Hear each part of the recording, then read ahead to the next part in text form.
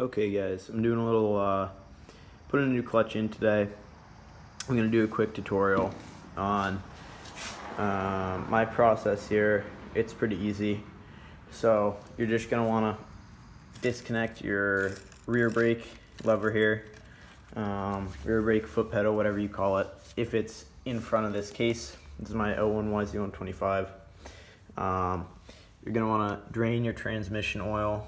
I have some old high mileage ATF in here. This is just a Super Tech. I just run this because it has seal conditioners and I've had pretty good luck with it. And I've got this draining here. I also cracked open all these 8 bolts that go around except for that one. And I've disconnected my clutch lever up there. And you're gonna wanna loosen these out so you can pull that cover off.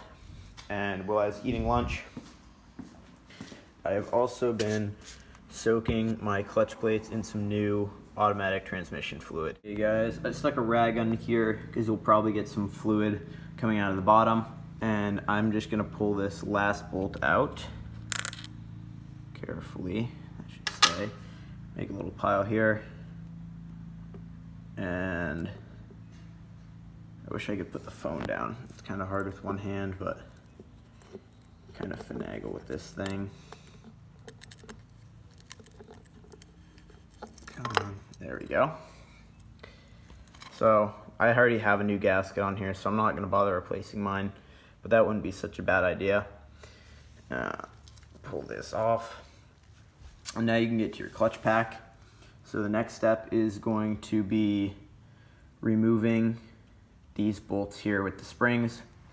And be mindful that you do usually have some engagement, either plate or there'll be a little piece in here to engage and disengage. This Yz125 has this weird little gear here, but most bikes do not have this design. So make sure you have all your washers and your little plate.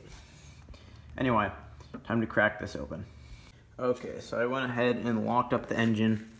I took a rag where I cut, this is like a pretty thick part, and I cut a long strip, maybe a little longer than a foot, and I put it into the spark plug hole so that the piston would stop. I made sure this was clean. There were going to be no fragments that came off of it, but this is how I stopped the engine from turning over. That way I could loosen up these bolts here without just spinning the engine over trying to crank it to the left, because that's what was happening. Anyway, here are the old springs here. I do have new springs. They're all painted orange on one side. I don't know why. No, it's not rust. Trust me, this is orange paint. All of them are like this, so it must have been from a certain kit. Pretty interesting, but anyway, I'm gonna pull these out and then I'm gonna pull the clutch pack off. All right, now that we've got everything out, got my new pads here soaking, and it is going to be time to start putting them in. So you're gonna start with the friction side, AKA this side, and then you're gonna go friction to the steel plate. And you should start with friction, you should end with friction.